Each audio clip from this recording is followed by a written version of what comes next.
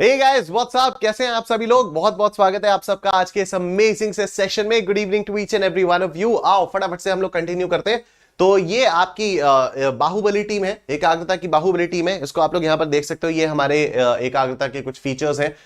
ये महापैक और महापैक प्रो के बीच में जो डिफरेंसेस हैं वो आप लोग यहां पर देख सकते हो। हम लोग मैथमेटिक्स फॉर फाइनेंस कर रहे हैं और हम लोग बहुत आगे पहुंच चुके हैं। हम लोग बहुत ज्यादा आगे पहुंच चुके हैं। कल मैंने आप लोगों को एक क्वेश्चन होमवर्क में भी दिया था और उसको आप लोगों ने सॉल्व भी किया और आप में से कई सारे लोगों का एकदम करेक्ट आंसर आया है उसमें। ठीक है, जितने भी लोगों ने यहां पर रिप्लाई किया है बिल्कुल सही आंसर आया है। This is a question that I give you as homework, right. तो देखो सॉल्व करते हैं इसको। In how many years a sum of money trebles at 5% per annum compound interest payable on half yearly basis. Okay, तो 3 गुना करना है तो principal क्या हो जाएगा 100 हो जाएगा। अमाउंट क्या हो जाएगा, अमाउंट 300 हो जाएगा। ठीक है, रेट ऑफ इंटरेस्ट क्या है, rate of interest is 0.05 and नॉक पी इज इक्वल टू 2, क्योंकि ये आ जाएगा payable on half yearly basis, तो नॉक पी आ गया आपका 2, राइट। अब आपको क्या करना है, आपको ईयर्स, अब आपको टाइम निकालना है, ठीक। लेकिन अब मेरी बात जरा बहुत ध्यान से सुनना। ये क्या आ जाएगा, ये आ जाएगा 18 प्लस 7/12 ईयर्स। ये हम लोगों ने देखा, निकाल सकते हैं इसको। ये आ जाएगा 18 years 6 months, तो दिस इज 18.5, दिस इज 18.5। ठीक है, दिस इज 18 years 8 months, तो ये आ जाएगा 18 प्लस 8/12। और ये क्या आ जाएगा 22 years 3 months। 22 years 3 months का मतलब 22.25, ये आ जाएगा 22.25। अगर आप यहां पर ध्यान से देखो तो ऑप्शंस ए, बी और सी तो मिलते जुलते से 18 साल कुछ महीने, 18 साल कुछ महीने, 18 साल कुछ महीने। तो यहां पर अगर हम लोग ऑप्शंस ए, बी और सी में जाएंगे तो फिर वही वाली प्रॉब्लम आ जाएगी जो पिछले वाले क्वेश्चन में आई थी। इस वाले क्वेश्चन में आया था ना कि भाई ये भी 2 जैसा लग रहा है, ये भी 2 जैसा लग रहा है ना। ये वाला क्वेश्चन जो हम लोगों ने कल किया था इसमें ये वाली प्रॉब्लम आएगी थी। तो अब सिमिलरली इस वाले क्वेश्चन में भी तो यही प्रॉब्लम सकती है कि ऑप्शन ए से भी सिमिलर आंसर आएगा, बी से भी सिमिलर और सी से भी सिमिलर। फिर कंफ्यूज होते रहो, फिर बोलते रहो ये एम्बिग्युअस है, ये कर लेंगे, देख लेंगे। लेकिन जो पहले सबसे अजीब सा विचित्र सा आंसर दिख रहा है जो कि ऑड मैन आउट टाइप का दिख रहा है, तो पहले इससे ट्राई करते हैं ना। ठीक है, I think this is the only thing that makes sense कि यार पहले इससे ट्राई कर लो। अगर मान लो 22.25 नहीं आया, कहीं किसी किताब में थोड़ी लिखा है भाई कि ऑप्शन ट्राई करना है तो ऑप्शन ए से ही ट्राई करना है। ठीक है, हम ऑप्शन सी से ट्राई कर लेते हैं क्योंकि ऑप्शन सी जो है वो सबसे अलग दिखाई दे रहा है।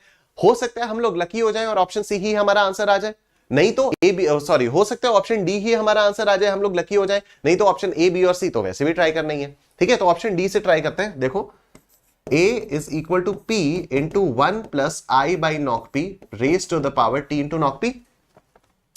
A is 300 is equal to 100 into 1 plus 0.05 by 2 raised to the power t into 2. तो ये क्या आ जाएगा 300 upon 100 is equal to 1 plus 0.05 raised to the power 2। Calculator देवता आइए जरा दर्शन दीजिए। ठीक है, 0.05 डिवाइडेड बाय 2 कितना आया 0.025, तो ये आया 1.025 raise to the power t into 2 यानी 2t। ठीक है, तो 1.025 raise to the power 2t is equal to 3।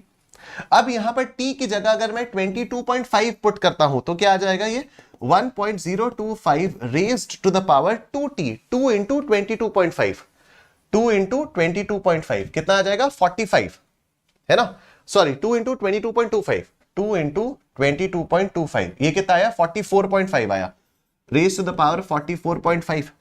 क्या ये 3 आ रहा है, यही हमें चेक करना है बस। ठीक है, t की जगह पर मैंने पुट किया 22.25, तो ये पावर कितनी आ गई 2 इंटू 22.25 यानी आ गई 44.5। अब इसको हम लोगों को सॉल्व करना है, तो आप देखो 1.025 12 bar square root 1 2 3 4 5 6 7 8 9 10 11 12 -1 into power is 44.5 फिर +1 और फिर इंटू इक्वल टू 12 बार 1 2 3 4 5 6 7 8 9 10 11 12 कितना आया ये 3 आ गया विच इज 3। तो option D is your answer. ठीक है, तो ऑप्शन डी जो है ये आपका आंसर आ गया है, राइट। तो ये आप में से कई सारे लोगों ने इसको सॉल्व कर लिया था, कांग्रेचुलेशंस। और जितने भी लोगों ने नहीं सॉल्व किया था आप लोग प्लीज होमवर्क के क्वेश्चंस को सीरियसली लो और कमेंट सेक्शन में कमेंट करके बताओ, तो फिर मजा आएगा उससे। ठीक है, चलो, तो now this question is done. हम लोग मूव करते हैं आगे, कुछ मिसलेनियस क्वेश्चंस हैं। आओ देखो, बहुत ही इंपॉर्टेंट, बहुत ही प्यारा क्वेश्चन। ये जो एग्जांपल 21A, 21B और 21C, ये 3 क्वेश्चंस हैं और ये तीनों क्वेश्चंस आपका दिमाग एकदम खोल देंगे। आप लोगों को कंपाउंड इंटरेस्ट से रिलेटेड उसके बाद कभी भी कोई डाउट आएगा नहीं, ठीक है। इट्स एज सिंपल, बहुत ही क्लियर है, बहुत मजेदार है। A person opened an account on 1st April 2001। अब यहां पर फर्स्ट लिखा नहीं है, लेकिन हमें अज्यूम करना पड़ेगा क्योंकि ऑन अप्रैल 2001 लिखा हुआ है। अब अप्रैल में कुछ भी हो सकता है, वो फर्स्ट, सेकंड, थर्ड, फोर्थ कुछ भी हो सकता है, तो हम लोग हमेशा 1st अप्रैल ही अज्यूम करेंगे, ठीक है। तो person open an account on April 2001 with deposit of 800 rupees. तो उसने एक नया अकाउंट खोला, उसमें 8,000 रुपए डाले, 800 रुपए डाले। The account paid 6% interest compounded quarterly, ठीक है। तो मैं कह सकता हूं कि प्रिंसिपल 800 था, प्रिंसिपल 800 था एंड रेट ऑफ इंटरेस्ट जो है वो 0.06 है और कंपाउंडेड क्वार्टरली मतलब नॉकपी कितना, नॉकपी हो गया 4, नॉकपी हो गया 4, कंपाउंडेड क्वार्टरली हो गया। ऑन अक्टूबर 1, 2001 यानी 1 अक्टूबर 2001 को ही closed the account and added enough additional money to invest in a 6-month time deposit for 1,000 rupees earning 6% compounded monthly। अब ध्यान से सुनना मेरी बात। इसने क्या किया, 1 अप्रैल 2001 को तो ये अकाउंट खोला और उसमें 800 रुपए डाल दिए। ये वाला अकाउंट इसको 0.06 यानी 6% पर एनम कंपाउंडेड क्वार्टरली के हिसाब से रिटर्न दे रहा था। अब इसने क्या किया, इसने 1 अक्टूबर 2001 को इस अकाउंट को बंद कर दिया। 1 अक्टूबर 2001, तो कितना टाइम बीता, अप्रैल, मई, जून, जुलाई, अगस्त, सितंबर, 6 महीने, ठीक है। 6 महीने बाद इसने इस अकाउंट को बंद कर दिया। टाइम कितना हुआ, टाइम हुआ 6/12। क्या हम यह पता कर सकते हैं कि जब इसने अकाउंट बंद किया तो इस अकाउंट में कितना पैसा रहा होगा? Yes everyone in the chat section, क्या हम लोग यह पता कर सकते हैं कि जब इसने अकाउंट को क्लोज किया तो उस अकाउंट में कितना पैसा रहा होगा? बिल्कुल हम लोग ये कह सकते हैं। क्यों? A person open an account on April 2001, ठीक है। अब 1 अप्रैल 2001 को इसने अकाउंट खोला, 1 अक्टूबर 2001 को इसने अकाउंट को बंद कर दिया, मतलब 6 महीने के लिए इसका 800 रुपया पड़ा हुआ था, जहां पर इसको 6% पर एनम कंपाउंडेड क्वार्टरली के रेट से इंटरेस्ट मिल रहा था। तो क्या मैं ये पता कर सकता हूं कि 1 अक्टूबर 2001 को जब इसने अकाउंट क्लोज किया तो उस दिन इसके पास कितना बैलेंस रहा होगा? Can I find that out?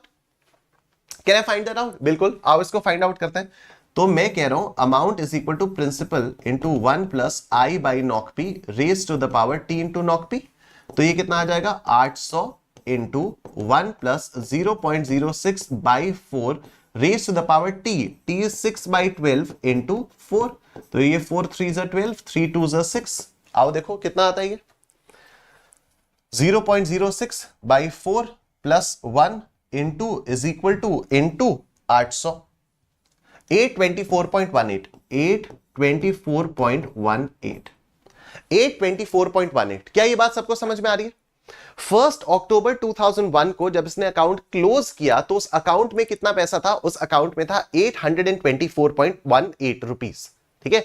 824.18 rupees उस अकाउंट में थे। अब देखो इसने क्या किया, इसने अपनी जेब से कुछ एडिशनल पैसा लगाया जिससे ये 6 महीने के टाइम डिपॉजिट में 1,000 रुपए इन्वेस्ट कर पाए, ठीक है। ध्यान से सुनना क्वेश्चन की लैंग्वेज।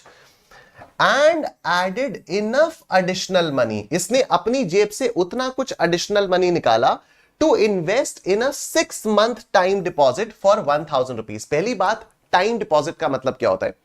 देखो, जब आप बैंक में अपना पैसा डालते हो तो आप जब चाहो उसको निकाल सकते हो, ठीक है। मैंने आज अगर बैंक में सपोज 1 लाख रुपए डाले और मैं कल मुझे जरूरत पड़ी तो कल मैं आराम से बैंक से 1 लाख रुपए वापस ले सकता हूं, निकाल सकता हूं। बैंक वाला मुझे ये नहीं बोल सकता कि नहीं नहीं तुमने 1 लाख रुपए कल डाले थे तो आज ही हम कैसे दे दें, ऐसे थोड़ी होता है। बैंक वाला ऐसे कुछ नहीं कह सकता, ठीक है। लेकिन टाइम डिपॉजिट में बैंक वाले ऐसे कह सकते हैं। तो बेसिकली टाइम डिपॉजिट का मतलब होता है कि आपने सपोज 5 साल के लिए कुछ पैसा डाला और वो आप 5 साल के अंदर अंदर नहीं निकाल सकते। अगर आपने 5 साल के अंदर अंदर निकाला तो पेनल्टी भी हो सकती है, इंटरेस्ट वगैरह भी कुछ लग सकता है, कुछ ना कुछ आपके ऊपर पेनल्टी, आपको पेनलाइज किया जा सकता है, ठीक है। तो टाइम डिपॉजिट का मतलब होता है कि आप पैसा डाल रहे हो for a particular time period, आप उस टाइम पीरियड से पहले पैसा नहीं निकाल सकते। तो अगर यहां पर बोला गया है 6 मंथ टाइम डिपॉजिट, इसका मतलब क्या हो गया कि अगर आज पैसा डाला तो 6 महीने के अंदर अंदर इसको विथड्रॉ नहीं किया जा सकता है, ठीक है। तो 6 मंथ टाइम डिपॉजिट का मतलब क्या हो गया कि अगर आज पैसा डाला तो 6 महीने के अंदर अंदर इस पैसे को विथड्रॉ नहीं किया जा सकता है। This is basically the meaning of 6 month time deposit. I hope ये वाली बात एकदम आप लोगों को क्लियरली समझ में आ गई है, राइट। अब फिर से इस वाले क्वेश्चन पे आते हैं। 1 अप्रैल 2001 को इसने 800 रुपए से एक अकाउंट ओपन किया, जो अकाउंट इसको 6% पर एनम कंपाउंडेड क्वार्टरली के रेट पे क्वार्टरली के बेसिस पर रिटर्न दे रहा था, राइट। अब क्या हुआ, 6 महीने बाद इसने इस अकाउंट को बंद कर दिया। जब 6 महीने बाद इसने इस अकाउंट को बंद किया तो इस अकाउंट में कितना पैसा हो गया था, 824.8 रुपीज 18 रुपीज हो गए थे। मतलब 800 रुपए डाला, 824 रुपए 18 पैसे इसके पास हो गया था, यानी 24 रुपए 18 पैसे का इसने इन 6 महीनों में रिटर्न अर्न किया। अब इसने अपनी जेब से कुछ एडिशनल पैसा निकाला और 6 महीने के टाइम डिपॉजिट में 1000 रुपए इन्वेस्ट किए। अब मुझे एक बात बताओ, 824 रुपए 18 पैसे, 824 रुपीज 18 पैसा तो यहीं से आ गया था। 824 रुपीज 18 पैसा तो इसके पास यहीं से आ गया था। तो अपनी जेब से एडिशनली इसने कितना पैसा ऐड किया होगा? टोटल 1000 डिपॉजिट किया इसने, टोटल टाइम डिपॉजिट में कितना डाला? टाइम डिपॉजिट में इसने टोटल 1000 डाला, 824.18 तो यहां से आ गया। तो अपनी जेब से इसने एडिशनली कितना और पैसा डाला होगा? तो ये आ जाएगा 1000 माइनस 824.18। अपनी जेब से इसने एडिशनली डाला होगा 175.82। क्या ये बात आप सबको समझ में आ रही है? यस।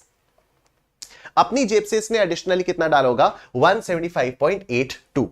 ठीक है, अपनी जेब से इसने एडिशनली कितना डाला? 175.82। और देखो यही क्वेश्चन है कि how much additional amount did the person invest on 1 October 2001, on October 1। तो अपनी जेब से एडिशनली इसने कितना पैसा डाला? इसने एडिशनली अपनी जेब से डाला 175.82 रुपीज। आई होप ये वाली बात आप सब लोगों को समझ में आ रही है। ठीक है, इसने अपनी जेब से एडिशनली कितना डाला? 175.82 रुपीज। आओ आगे देखते हैं। सेम क्वेश्चन है, what was the maturity value of his time deposit on 1 April 2002? जो इसने 1000 रुपए टाइम डिपॉजिट में डाला, उस टाइम डिपॉजिट की मेच्योरिटी वैल्यू क्या थी? तो देखो, टाइम डिपॉजिट में इसने डाला कितना? टाइम डिपॉजिट में इसने डाला 1000 रुपए। ठीक है, टाइम डिपॉजिट में इसने डाला 1000 रुपए, 824.18 यहां से, और अपनी जेब से एडिशनली 175.82, तो टोटल 1000 रुपीज इसने डाला टाइम डिपॉजिट में, राइट। 6 महीने का टाइम डिपॉजिट था, 6 महीने का टाइम डिपॉजिट था, तो टाइम कितना हो जाएगा? Time will be 6/12। Rate of interest क्या हो जाएगा? Time deposit of 1000 earning 6% compounded monthly. तो rate of interest is 6%, rate of interest is 0.06 and compounding is monthly. Time deposit में कंपाउंडिंग क्या हो रही है? कंपाउंडिंग मंथली हो रही है, तो नॉक पी विल बी 12। ठीक है, और यही आपको फिर फाइनल अमाउंट आपको निकालना है। तो amount is equal to P into 1 plus I by नॉक P raise to the power T into नॉक P। तो A is equal to 1000 into 1 plus 0.06 by 12 raise to the power T into नॉक P। ये gone हो गया। तो final amount कितना आएगा? Into power 2, 3, 4, 5, 6 into 1000। यह आया 1030.38, 1030.38। ये आपका आंसर आ गया है। ठीक है, 1030.38 ये आपका आंसर आ गया है। Option A will be your answer, option A will be your answer. ठीक है, आई होप ये दोनों क्वेश्चंस, ये दोनों पार्ट्स आप लोगों को समझ में आ गए होंगे। एक पार्ट इसका और बचा हुआ है, देखो। How much total interest was earned? How much total interest was earned? अब देखो, इसको आप लोग समझना इस तरह से। ये देखो, 1 अप्रैल 2001, 1 अक्टूबर 2001, 1 अप्रैल 2002। ठीक है, तो यहां डाला इसने 800 रुपए, और यहां इसकी वैल्यू हो गई थी कितनी? 824.18। यही वैल्यू थी 824.18। ठीक है, तो यहां से यहां तक इसने कितना इंटरेस्ट अर्न किया? इसने यहां से यहां तक अर्न किया 24.18 रुपीज। यस, ठीक है, इसने 1 अप्रैल 2001 से 1 अक्टूबर 2001 तक कितना अर्न किया? 24.18 रुपीज अर्न किया।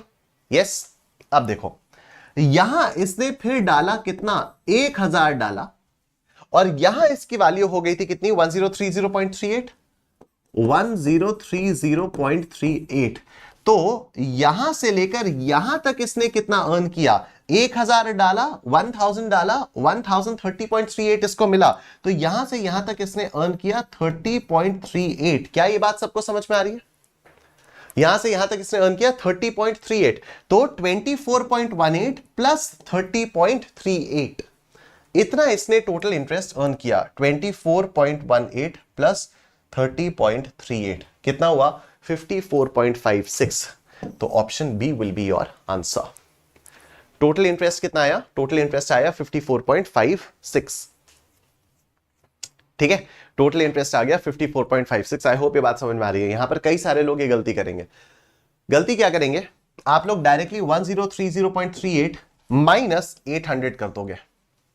आप लोग डायरेक्टली ये करोगे 1030.38 माइनस 800, और आपका आंसर आएगा 230.38, और आप ऑप्शन ए को मार्क कर दोगे। ये गलत हो जाएगा। क्यों गलत हो जाएगा, देखो यहां पर 824.18 मिला था, आपने यहां पर 175.82 अपनी जेब से भी तो जोड़ा था।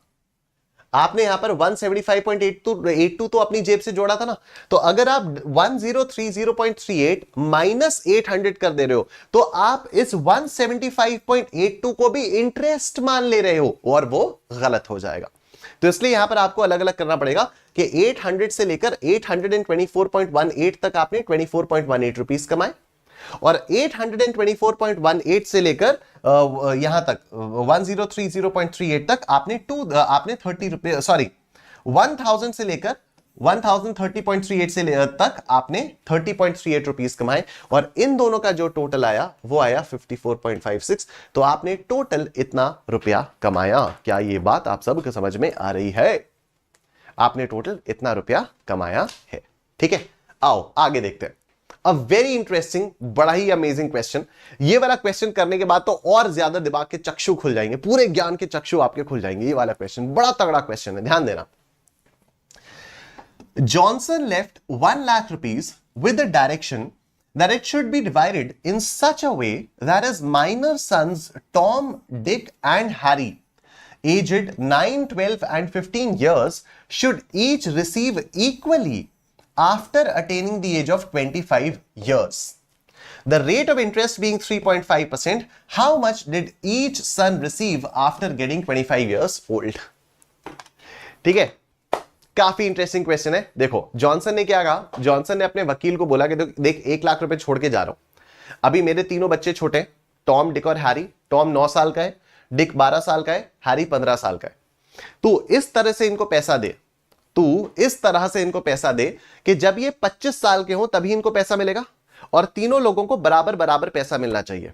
मतलब सबसे पहले तो हैरी 25 साल का होगा, सबसे बड़ा हैरी है, 15 साल का है, तो हैरी को 25 साल की एज पर कुछ पैसा मिलेगा इस 1 लाख रुपए में से। ठीक है, उतना ही पैसा जब डिक 25 साल का हो तो उसको मिले, उतना ही पैसा जब टॉम 25 साल का हो तो उसको मिले। ठीक है, तो जॉनसन ने अपने वकील से क्या कहा, जॉनसन ने अपने वकील से कहा कि मैं 1 लाख रुपए छोड़कर जा रहा हूं, इसको इन्वेस्ट कर, तुझे जो करना है जैसे कर। 3.5% पर एनम का रेट ऑफ रिटर्न मिल रहा है। तो जॉनसन ने अपने वकील से कहा कि देख मैं इतना छोड़ के जा रहा हूं, ठीक है, तो इसको इन्वेस्ट कर, और ये मेरे 3 बच्चे हैं, टॉम, डिक और हैरी। ठीक है, जब ये तीनों 25-25 साल के हों तो तुझे कुछ कुछ पैसा देना है, लेकिन प्लीज मेक श्योर कि तीनों बच्चों को बराबर बराबर पैसा मिले। जितना पैसा हैरी को मिले उतना ही पैसा डिक को मिले, उतना ही पैसा टॉम को भी मिले। ठीक है, तो आओ देखो इसको सॉल्व करेंगे। टाइम भी लगेगा इस वाले क्वेश्चन को सॉल्व करने में, लेकिन मजा भी आएगा। ठीक है, देखो सबसे पहले हैरी जो है वो 25 साल का होगा, और हैरी भी 25 साल का कब होगा, 10 साल बाद होगा। तो 10 साल के लिए ये जो 1 लाख रुपए है ये आराम से 3.5% per annum compounded annually interest कमाता रहेगा। ठीक है, ये आराम से 3.5% के रेट पे इंटरेस्ट कमाता रहेगा। ठीक है, तो मैं कह रहा हूं amount after 10 years, amount after 10 years is p into 1 plus I by knock p raised to the power t into knock p। तो ये कितना आएगा, p is 1 lakh, into 1 plus 0.035 by 1 raised to the power 10 into 1 raised to the power 10 into 1। आओ देखो क्या आ जाएगा, 0.035 by 1 plus 1 into power 2 3 4 5 6 7 8 9 10 into 1 lakh. कितना आ गया, 141,059.88। ठीक है, 149,059.88। एक बार फिर से देखें, 0.035 by 1 plus 1 into power 2 3 4 5 6 7 8 9 10 into 1 lakh. ये आया 141,059.88, 141,059.88। ठीक है, 141,059.88 इतना पैसा हो गया 10 साल बाद। अब इसमें से हैरी को एक्स अमाउंट दिया जाएगा। ठीक है, इसमें से हैरी को कितना पैसा दिया जाएगा, एक्स अमाउंट दिया जाएगा। तीनों बच्चों को बराबर बराबर बांटना है, तो इसमें से हैरी को हम कितना देंगे, इसमें से हम हैरी को एक्स अमाउंट दे देंगे। तो यहां पर मैं लिखूंगा from this Harry will be given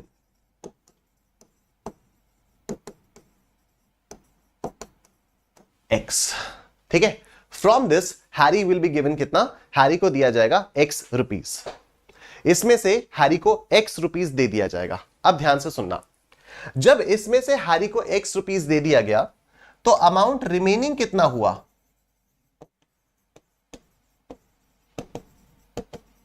कितना पैसा बचेगा, दिस माइनस एक्स,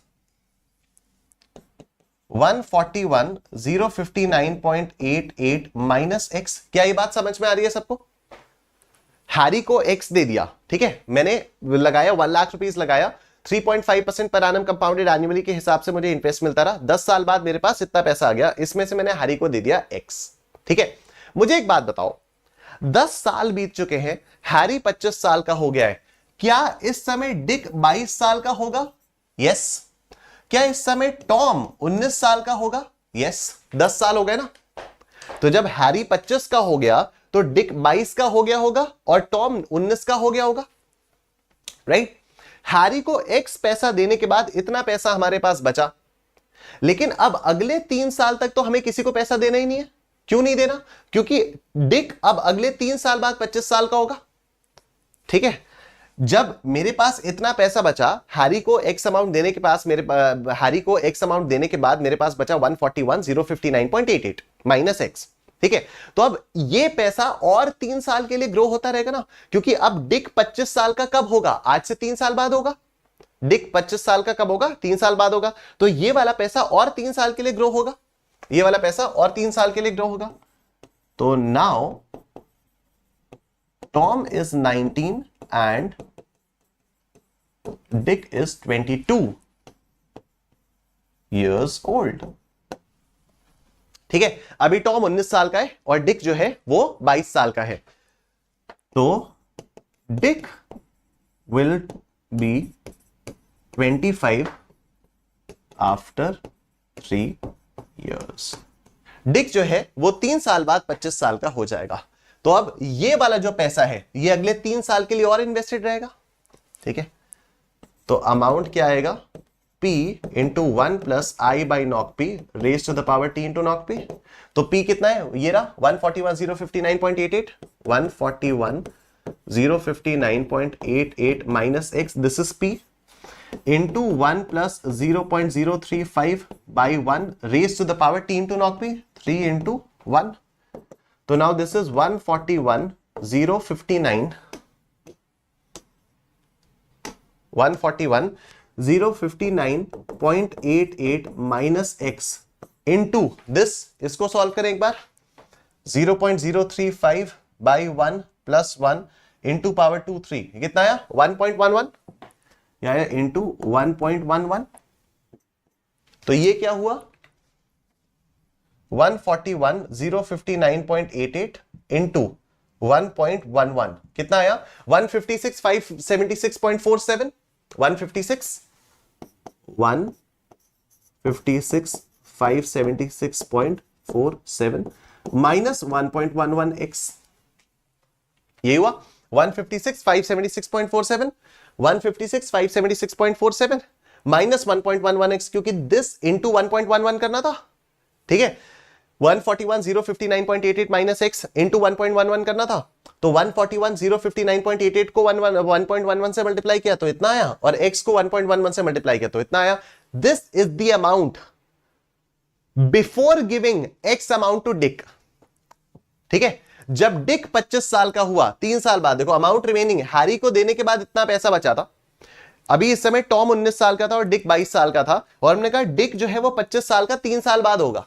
डिक जो है वो 25 साल का कब होगा? 3 साल के बाद होगा। तो 3 साल बाद इतना पैसा हो जाएगा, 3 साल बाद हमारे पास इतना पैसा हो जाएगा। अब हैरी को एक्स दिया तो इसमें से डिक को भी एक्स देना होगा, ठीक है।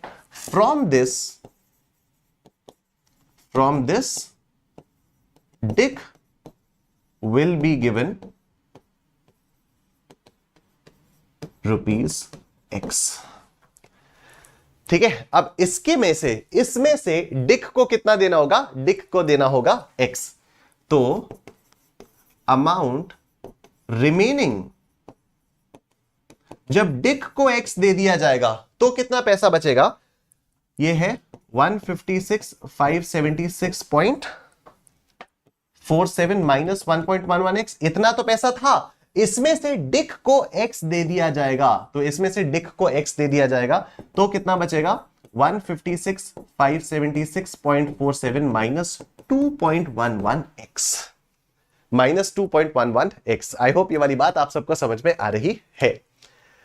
डिक को इसमें से x दिया और डिक को x देने के बाद हमारे पास इतना पैसा बचा, ठीक है।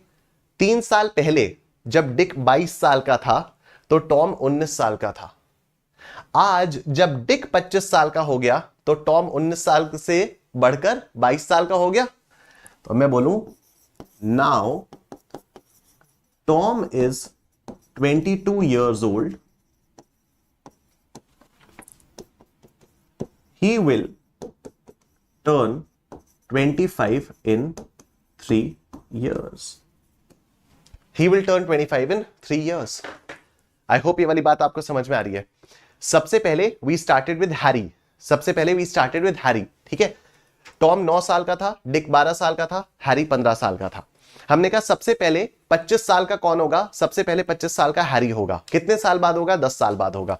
तो ये जो 1 लाख है इसको 10 साल के लिए इन्वेस्ट करो, 10 साल बाद इतना बचेगा। इसमें से हैरी को एक्स दे दो, हैरी को एक्स देने के बाद हमारे पास इतना पैसा बचेगा। क्योंकि 10 साल बीत चुके हैं तो अब टॉम 19 साल का है, डिक 22 साल का है। अब 3 साल बाद डिक 22 साल का होगा, तो इस पैसे को 3 साल के लिए इन्वेस्ट करने पर यह आपके सामने आएगा। इस पैसे को 3 साल के लिए इन्वेस्ट करने पर यह आपके सामने आएगा। अब इसमें से डिक को एक्स पैसा दिया जाएगा, इसमें से डिक को एक्स दिया जाएगा, डिक को देने के बाद हमारे पास इतना बचेगा, ठीक है। अब क्योंकि 3 साल बीत चुके हैं तो टॉम 19 साल से बढ़कर 22 साल का हो चुका है। टॉम जो है 19 साल से बढ़कर 22 साल हो चुका है, और 3 साल बाद टॉम भी 25 साल का हो जाएगा। मतलब ये जो पैसा है ये 3 साल तक और इन्वेस्टेड रहेगा, ये 3 साल तक और इन्वेस्टेड रहेगा। ये जो पैसा है 156,576.47 माइनस 2.11x, ये 3 साल तक और इन्वेस्टेड रहेगा। अभी ये आप डेप्रिसिएशन को इग्नोर करना है इधर, ठीक है। मैं यहां पर आपको यही वाला क्वेश्चन लिख के अभी समझा रहा हूं। तो अमाउंट आफ्टर 3 इयर्स कितना हो जाएगा? 156,576 minus 2.11x into 1 plus 0.035 upon 1 raise to the power 3 into 1। तो 156,576.47 माइनस 2.11x इंटू ये 0.035 बाई 1 प्लस 1 इंटू पावर 2 3, ये आया 1.11 इंटू 1.11। तो अब इसको 1.11 से मल्टीप्लाई करेंगे तो this will be what? 156,576.47 into 1.11, ये कितना आएगा? 173,799.88, 173,799.88 माइनस 2.11 को 1.11 से मल्टीप्लाई करेंगे, 2.11 इंटू 1.11 कितना आया? 2.34। तो ये आ जाएगा 2.34x। टॉम को ये पैसा देने से पहले हमारे पास कितना बचा हुआ है? टॉम को कुछ भी देने से पहले हमारे पास आया 173,799.88 माइनस 2.34x। ठीक है, अब क्या मैं इसमें से टॉम को x दूं? ये पूरा का पूरा ही तो बचा है। अब टॉम के बाद तो कोई और बच्चा बचा ही नहीं ना, टॉम के बाद अब तो कोई और बच्चा बचा ही नहीं, तो this entire money will be given to Tom. And since Harry, Dick और टॉम को सेम पैसा मिलना है, तो मतलब this entire money is equal to x. I hope आपको बात समझ में आ रही है।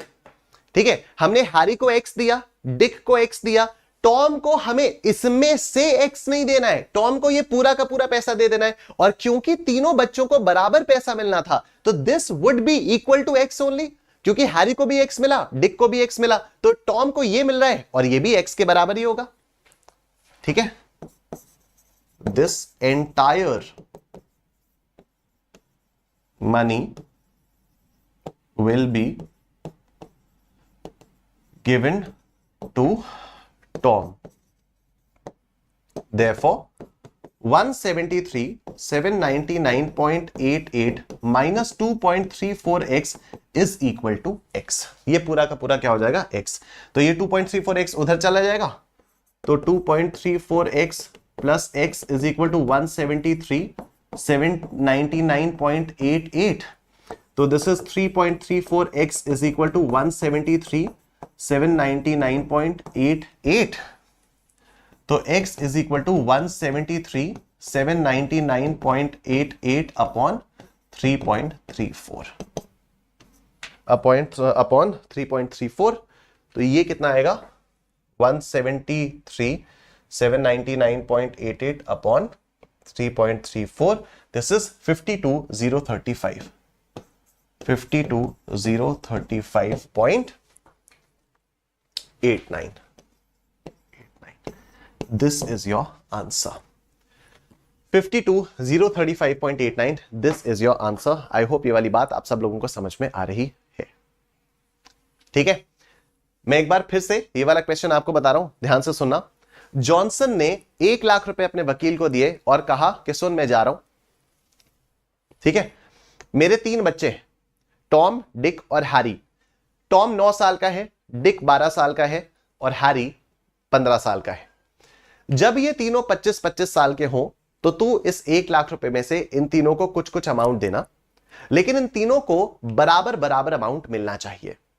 तो सबसे पहले हैरी जो सबसे बड़ा था वो 25 साल का होगा, 10 साल बाद होगा, तो इस 1 लाख रुपए को 10 साल के लिए इन्वेस्ट किया और इन्वेस्ट करने के बाद 10 साल बाद की वैल्यू ये आई। इसमें से हैरी को एक्स दिया, हैरी को एक्स देने के बाद इतना पैसा बचा। अब क्योंकि 10 साल बीत चुके हैं, तो टॉम 19 साल का हो चुका है, डिक 22 साल का हो चुका है। अब 3 साल बाद डिक भी 25 साल का हो जाएगा, तो इस पैसे को 3 और सालों के लिए इन्वेस्ट किया। 3 और सालों के लिए इन्वेस्ट किया तो इतना पैसा आया। इसमें से डिक को एक्स अमाउंट दिया जाएगा, डिक को एक्स अमाउंट देने के बाद हमारे पास इतना बचेगा। क्योंकि अब 3 और साल बीत चुके हैं, तो अब टॉम 22 साल का हो चुका है और 3 साल बाद वो 25 साल का हो जाएगा। मतलब इस पैसे को और 3 सालों के लिए इन्वेस्ट किया जाएगा। इस पैसे को और 3 सालों के लिए इन्वेस्ट किया तो हमारे पास 3 साल बाद इतना आया। अब इसमें से टॉम को नहीं देंगे, ये पूरा का पूरा टॉम को दे देंगे, क्योंकि और कोई बच्चा अब नहीं बचा है, राइट। तो अब क्योंकि ये पूरा का पूरा पैसा टॉम को जा रहा है, and Tom is suppose to get what Dick and Harry got, and Dick and Harry got x, तो ये पैसा x के बराबर हो जाएगा। इसको जब हम x से इक्वेट करेंगे तो x की वैल्यू सॉल्व करके आ जाएगी 52,035.89। ठीक है, 52,035.89। तो इसलिए ऑप्शन डी इसका आंसर आ जाएगा। इसलिए ऑप्शन डी जो है वो इसका आंसर आ जाएगा। आई होप ये वाली बात आप सबको समझ में आ रही है। ठीक है, आज के लिए इतना ही रखते हैं। काफी तगड़े तगड़े क्वेश्चंस हम लोगों ने किए। एक क्वेश्चन तो होमवर्क वाले ही किया और हम लोगों ने 2 क्वेश्चंस और किए। एक्चुअली अगर देखा जाए तो हम लोगों ने 4 क्वेश्चंस किए, क्योंकि वो जो एक क्वेश्चन था वो एग्जांपल वाला, उसमें 3 पार्ट्स थे और ये जॉनसन वाला था। लेकिन हम लोगों ने आज इतने कॉम्प्रिहेंसिव क्वेश्चंस कर दिए हैं कि अब इसके बाद कंपाउंड इंटरेस्ट में आपके पास कोई डाउट की गुंजाइश बच ही नहीं सकती है। ठीक है, तो काफी कुछ कर लिया हम लोगों ने, अच्छे खासे बड़े बड़े क्वेश्चंस हैं, and we took our time and understood our questions. और अगर आप लोगों को ये मजा आया होगा तो यहां पर कमेंट सेक्शन में कमेंट करके जरूर बताना, वीडियो को लाइक कर देना। कल हम लोग डेप्रिसिएशन से स्टार्ट करेंगे।